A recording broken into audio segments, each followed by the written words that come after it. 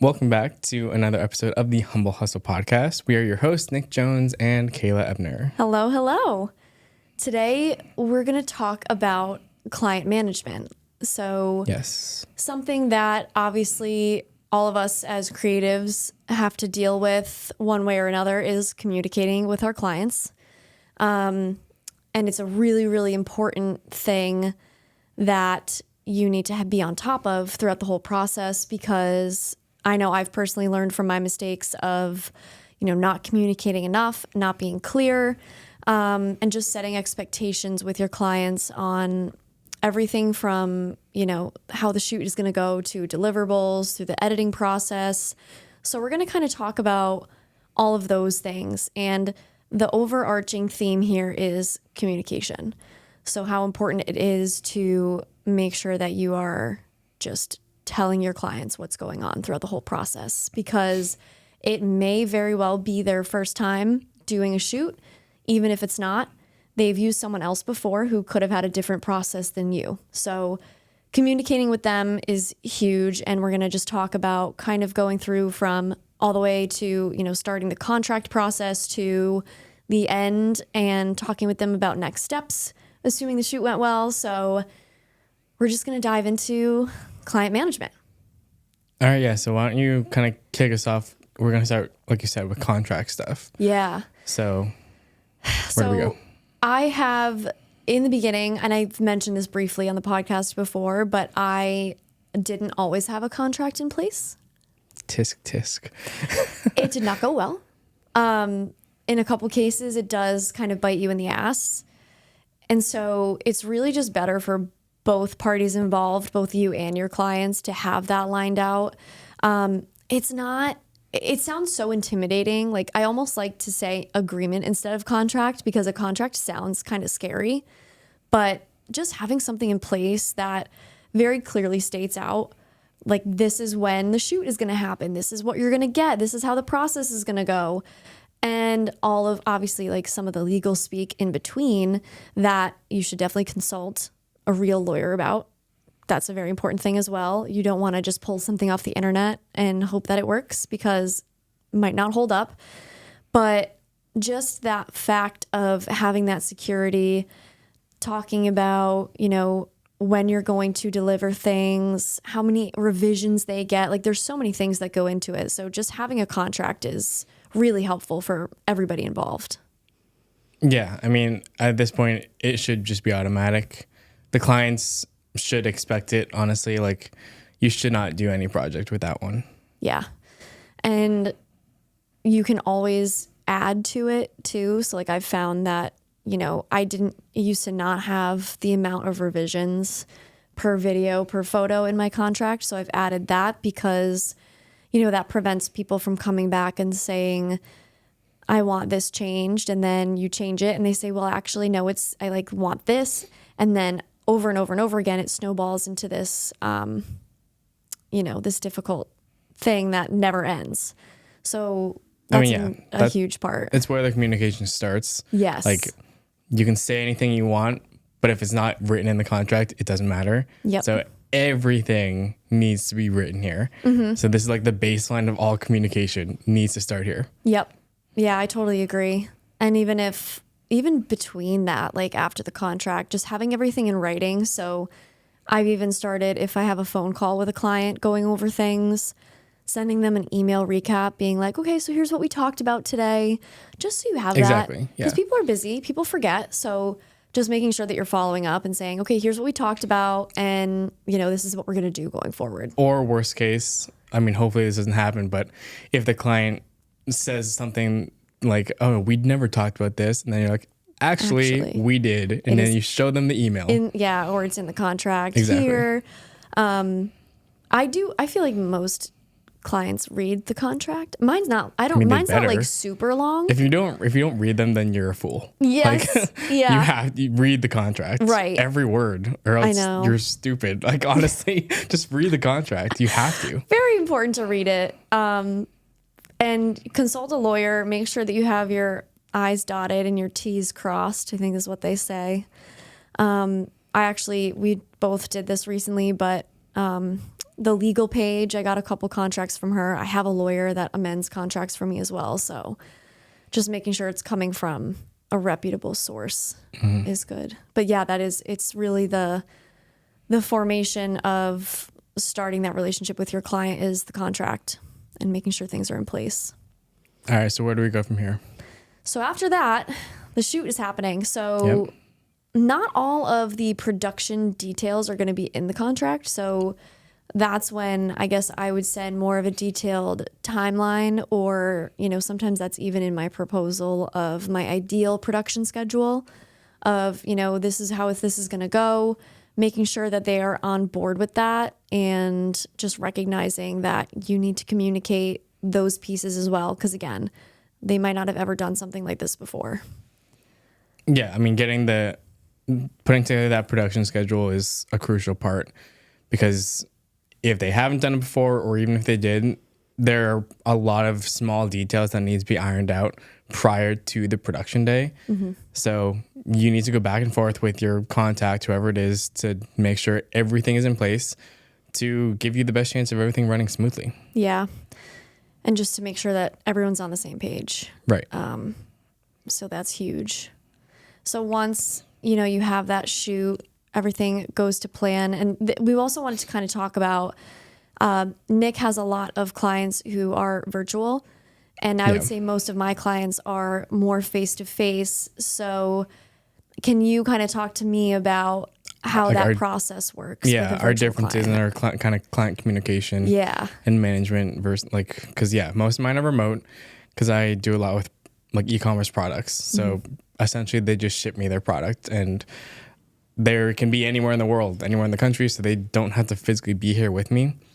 So basically, unlike you, I lack that kind of face-to-face personal touch that, you're able to give with your personality, and they can see that and they can feed off the energy.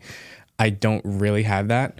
So what I do is I have Zoom calls, which is probably the next closest thing. And, you could have a phone call or just email, but to make it as personal as possible, I will always do Zoom calls just to put a name to the face so they know who I am. I know who they are. And we talk as much as possible, basically. So from the initial discovery call, which is also a Zoom call, we have multiple calls prior to every production. And I essentially just over communicate everything. So we will have a call to discuss my pre-production. I would, take my time, put all the pre-production together, outline everything, give them inspiration. I use Milanote, which I've talked about before. So I basically put my Milanote board together. I send it to them. We then have another Zoom call to essentially go over my pre-production, make sure everything looks good. They are kind of on board with the shoot vision that we have, which is also previously communicated. So it should be aligned, because me and them have already discussed the direction we both want to go. So it's really just a confirmation call to make sure we're okay, confirmed, moving on. And then essentially, as we get closer, every step in the process that I take, I will give them an update. Maybe it's not a full-on Zoom call, but I'll shoot them an email, or if they do have my number, I'll shoot them a text or anything like that, just to let them know that things are moving and they can expect, progress to be made, because I want them as involved as possible while not being here. Mm-hmm. And they might find it annoying, honestly, because I reach out to them all the time just to give them updates. But I would rather them feel like that than be in the dark. Oh, yeah. So I will over communicate everything. If I, have a certain day I'm shooting everything, I will let them know. If there's a hiccup and I need to adjust something, they instantly know. As soon as the shoot is over, I tell them, and I tell them how it went. I can maybe give them even sneak peeks, or even a behind the scenes clip on my phone. I can be like, oh yeah, this is what we're doing today, just so they can kind of feel like they were a part of the process. Yeah, that's a great idea. And then from there, I pretty much, again, just over communicate my entire process. As I enter the editing phase, I will, if I do any sneak peeks, I'll send them. But as I'm editing, I give them updates almost done, blah, blah, blah, things like that. Just every step I tell them until we deliver. Yeah. It's almost it seems like even more important to communicate with a client who is virtual, because the more touch points you have, the easier it is to make sure that they're involved and feel like they're a part of that process. Right. Because when they're on set with you, they can just watch you do everything and you can just talk to them the entire process. Yeah. So they already know what you're doing, but when they aren't here, they have no idea what I'm doing. Right. So just trying to give them a little bit of insight is just what I think is best. Yeah. And it is when a client is working with you for the first time, it is a big leap of faith. And there is trust in both ways. Both we're trusting the client to trust us, and they do really have to put faith in you that you're going to be able to get the job done and make their vision come to life. Because if they've never worked with you before, yes, they probably have seen your portfolio and your website and you've had calls, but you never know. Exactly. So like a recent shoot I'm still currently working on, they know exactly what they're getting because they've done their research. They've seen my work. They went on my website. They even sent me screenshots of my own work as inspiration, like saying like, we want stuff like this. So I know they have done their research on me. So I know that they know what to expect. And even still, I've never worked with them before. So me being all this like over communicating is just a way to reassure them. Like, you picked the right guy, basically. Right. Like, I got you. Yeah. And there are lots of options out there. And I think the fact that you're really including them in every step, even if it is over communicating technically. Yeah. I'm sure most people, 99.9% of people, would rather have it that way than radio silence on the other end. Exactly. Yeah. I mean, I know I would. Yes. Like, me too. It would bother me if I got zero updates. Like, we sign a contract, I hear nothing for like 4 weeks until like, oh, here's the stuff. Yeah. Like, okay, what happened from A to B? Like, where's all that middle stuff? Right. Yeah. And even on our end, that's happened to me before, where I have sent a client the deliverables after, we go through the entire process and I don't hear anything back. And we know how that feels. Right. So making sure that, they're investing in you, they're investing time and energy and money into your services. So doing them that courtesy. And it's really, I think communicating with the client is like the bare minimum. Like, you need to be communicating with the person that is investing in your service, but just making sure that, they are feeling like they're being taken care of is important. So I guess for you, when it's where you are with your people, your clients mostly in person, is there anything you do differently than I would with my remote clients? I think it's very similar. I definitely still I work a lot with people and clients in Western Mass. That's where I'm from. I'm currently in the Worcester area now. So there is a little bit of that remote aspect to it of, I'm still an hour away, so I might not necessarily be able to drive to meet them for coffee or lunch or something for those initial meetings and calls. So I do still work with some clients that are a little bit of a distance away. Like, I work with a few clients in Connecticut. And so making sure that I'm still having those phone calls and Zoom calls with them. Like, one of my clients actually communicates with me on Loom. Like, he'll send me some Loom recordings of things and like kind of talk through it that way, which I think sometimes a communication like that is easier than an email, because in an email you can't convey emotion, I think I would say, which makes things difficult too. So having that and just knowing like, okay, he's not like upset about anything. He's just trying to communicate it in the most effective way possible. Yep. I do think, you hear a lot in kind of the corporate world, oh, it could have been an email. Like, I would argue that in our industry, I would almost prefer it not to be an email and just have that face-to-face conversation. I feel like I would agree. Yeah. Like, I know it's big, it's totally different industries, but I mean, it's more time consuming and like more effort needs to be put in, but right. Like I need to you put get real what people you clothes need on more efficiently. Right. Exactly. Yeah. Gotta put real people Put clothes on a real on. shirt. Get your hair ready, put makeup on. Like you do, it's more effort, takes more time.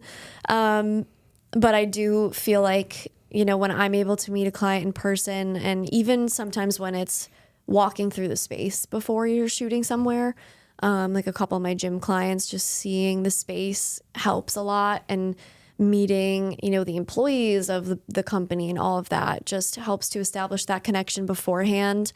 Another thing that I really like that I've been able to do with a lot of my clients, mostly recurring clients, is I'm also a member of, or like I purchase things from that business. So like a client that I'm working with in Worcester is a gym, and I work out there. So I have that inside perspective of, I know what it looks like in terms of being a member there and like going there to work out, rather than just walking in there and being someone who's trying to assess, creatively what to do. I know what it feels like to be someone working out there. I know what the community feels like. I know what the coaches are like. So that is something that I really like. And I know that's not always possible. But it's happened to me before with restaurants that I work with in the area. Like I dine at their restaurants. I order takeout. My family goes there. So that's what I really like about, that local relationship and that bond that you form with certain clients is like I have formed long-term friendships and relationships through some of these clients, which I really like. And you can definitely do that virtually too. But I think, being able to go into a space and, be a patron of that business, like helps a lot when you're shooting with them. Yeah, no, I agree. And that's definitely something I can't really do. Like I could maybe use the products before I shoot them, but no, that's important too though. Yeah. Like that you try all the products and, I mean, even if you don't necessarily like the way it tastes, you can still shoot a great product. No, but that happens to me all the time. I'm not going to lie. Like half the beverages I shoot, I don't like the What's flavor of. What's the worst one you've had? Ready, set, go. Just kidding. I can't say. Just kidding. I can't verbalize that. I'm just kidding. No, that's tough too. Is like, well, you can still do a really good job and crush the video, even if you don't like the product necessarily. If anything, I just make the model drink it so I don't have to. And I'm like, here you go. I'm sorry. Well, maybe they you can like spit it out after. Oh my god.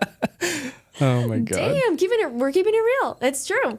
You're not always gonna like it. I've gone to plenty of shoots with clients where I'm like, well, this isn't my cup of tea, but that's fine because it's not gonna be for everyone. Yeah. That's so funny. So I feel like we've covered kind of the difference between, communicating virtually with a client and maybe more so in person. Let's talk about, after the shoot, let's say it's an initial shoot with a one-time client. If all goes well, you deliver the videos or the photos, they like everything, you vibed really well. What happens next if you want to continue that relationship? Okay, yeah. So if you are going into this, like delivering the content with the plans and hopes to turn this into a long-term relationship, and you want to kind of get them on retainer and work with them consistently, what you should do is you should have that conversation immediately. So a method that you could try is delivering the content on a Zoom call, not just like sending an email. I like that. So you can basically hop on a Zoom call, give them like the link to the content or like screen share, whatever, and just go over the deliverables with them so you can get their genuine reaction. If there is any feedback or needs revisions, you can discuss that live right then and there. But if everything is good and they respond positively and they really like your work, which hopefully they do, you can then instantly flip the switch and be like, okay, great. Now that this is over, here's the next steps. And you can introduce that potential long-term partnership right away while that content is fresh in their mind. And like those positive feelings that they got from it is still fresh with them. Yeah, that's the huge thing is while they're still very excited and happy with the stuff, because they're living busy lives too. They probably, have a lot going on. I feel like everyone right now is so busy in their job So catching them in that initial stage. Like while they're still riding the high of like the positive stuff. Yeah. So catching them in that moment is great. This is also a great time to send a Google review request link. Yes. Also, that's what I haven't been so good about that in the past. I'm trying to be much better about it now. Yeah, I totally agree that, following up, and then if they don't get back to you right away, check in. Because again, people are busy. So if you don't get a response from them right away, don't take it personal. It doesn't mean they never want to work with you again. Right. They just might need that little bit of a nudge and a push to say, okay, like I do really want to start thinking about next steps. People, it's not always on the forefront of their mind. So reminding them is sometimes necessary. I know someone who's like follows up 7 times before they like give up. That's what they say. 7 touch points. Personally, I don't go that much. I don't either. I probably go like 3 or 4. If I don't get a response after like 4, then it's like, okay, like I'm not going to waste more time into this. Yeah. But definitely follow up because on the flip side, I've gotten things due to my follow-ups. Right. Yeah. And you can always do like a 3 or 4 follow-up check-in and then give it a few months and wait and then follow up another time. Right. Like maybe you caught them at a really bad time. Like we're coming up on the holidays. So like you might catch them at a time where they're going on vacation or they have a big holidays deadline. are never a great time to talk about stuff. So yeah, maybe wait till like mid first quarter. Right. Yep. So, after the holidays and vacation brain dies down, they're like back in work mode. Yes. Yep. Definitely. Okay, so what about, I think it's also important to talk about managing maybe a more difficult client. And what are some red flags that we see when we're either, reaching out to a client or having those initial discussions, or even when you're in the thick of the process? Like, what are some warning signs that you can look at that maybe this isn't the right fit for you? Well, for me, due to the method of like outreach that I do, I get a lot of people who their first like touch point back to me is just asking, oh, what are your rates? If they're instantly asking me like what my rates are, what the prices are, it's not going to work. Right. Because I have to explain this to them. Like I don't have any set rates and everything is different. Like every project, every client's different. So I can't give you a number. I can give you a starting price, but it's going to vary. And as soon as I explain all that, they just don't care anymore. They're like, oh yeah, we just want a flat rate. Like, bye. Yeah. So I'm like, if they only care about the money, for me, it's not going to work. Yeah, that's a tough one. And I get a lot of people who ask me my hourly rate. And I used to price things out hourly. And it was a big mistake. I ended up losing out on like a lot of potential business because I was starting myself out way too low.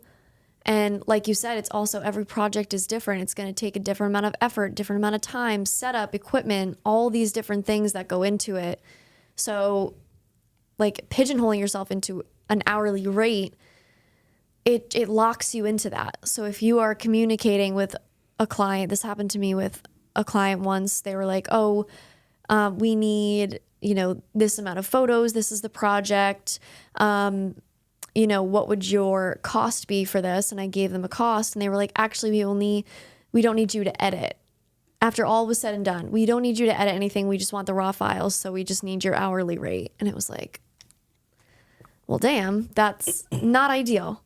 So, and we'll talk about pricing in a different episode altogether. We want to definitely dive into that because it is a really hard part of this industry, is figuring out how to price things. Yep. Depending on where you're at, depending on, there's just so many things that go into pricing. But yeah, that is probably something to look out for when you're talking to a potential client, is if they ask about price right away, they might not be within your range. Did you have another one? Yes.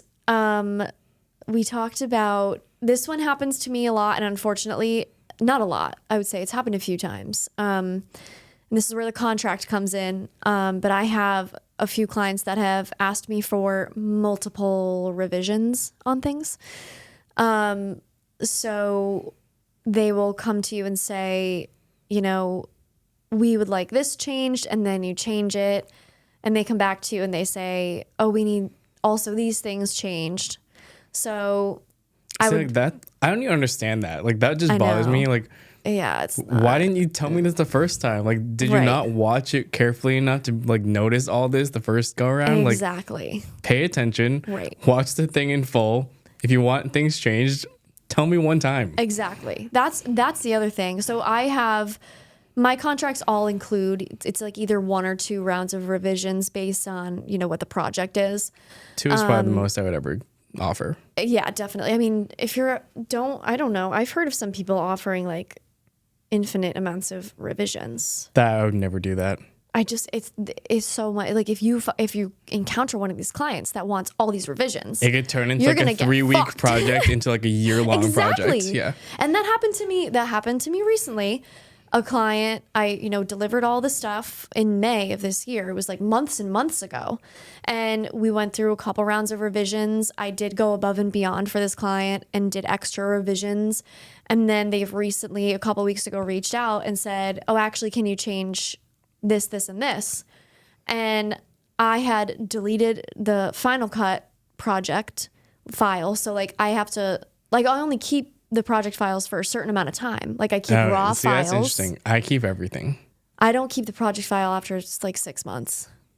And I can keep all the raw understand why. files. Yeah. So like everything will still be in, raw format, but I also had an editor work on some of these things too. So like there's files in different places, and the contract had expired. And I had already completed the set amount of revisions that the contract stated. So I came back to this client and I said, I would be happy to make those revisions for you. This is where we're at in terms of, the contract has expired. I have these raw files, but it's going to take a little bit longer because they are no longer in, the same place. And I would need to, do a little bit more in post-processing to get these back. So this is the cost, and let me know if you would like me to proceed. And that's why you have to have the contract, because you're able to go back and say, I'm sorry, we're past, our agreement time, but I can still do this. It's just going to be an extra cost. Yep. But it does really bug me. Like if you want revisions, look at the whole thing, send them to me all at once in one wave, and then, I can come back, and if we need to make more tweaks, we can after that. For videos specifically, the easiest way I found to do revisions is using frame.io. Yep. Because they can just timestamp and comment their revisions. Yep. So it's really, really easy. I do that too. I also use Vimeo for that. You can comment on Vimeo too. Yeah. So yeah, I've used both. It's streamlining that as much, like making it as easy for them as possible, like helps, but still, it's not on you. It's still on them. Yeah. I've also had clients reach out to me and inquire about a project and say, and we need this turned around in 2 weeks. Like we need this ASAP. So that's another challenging thing. Yeah, that can be hard.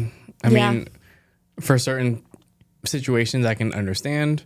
Right. Like I was saying earlier, like product launches, if there is like a tight deadline, like sure, I can understand that. That's happened to me before. Like I needed to turn something around, like I think 2 weeks, which is a little faster than I would like. We did it because I understood why. But if there is no real justified reason and they just want it fast, then no. Yeah, I had someone reach out to me. They wanted like an entire course filmed in the span of like a couple of weeks. Yeah, and it's not happening. it just can't be done. Maybe it can, but I'm not the person for you if you need that.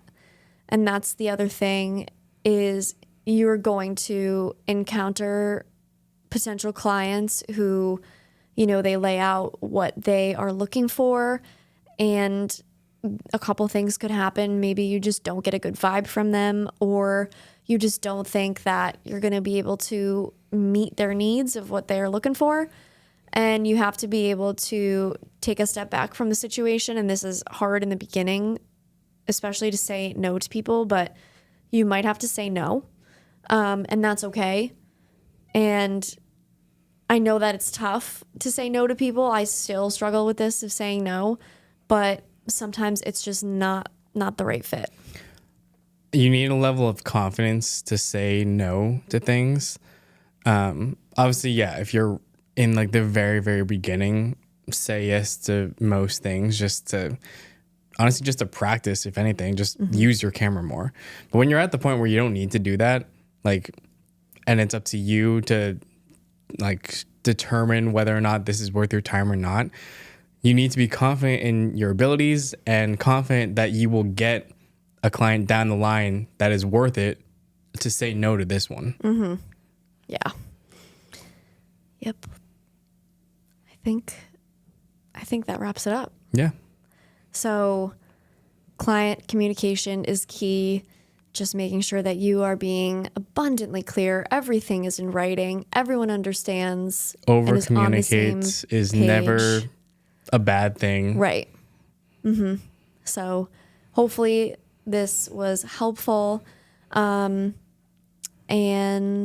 yeah, thanks for listening and watching. We'll see you in the next episode. Bye. Bye.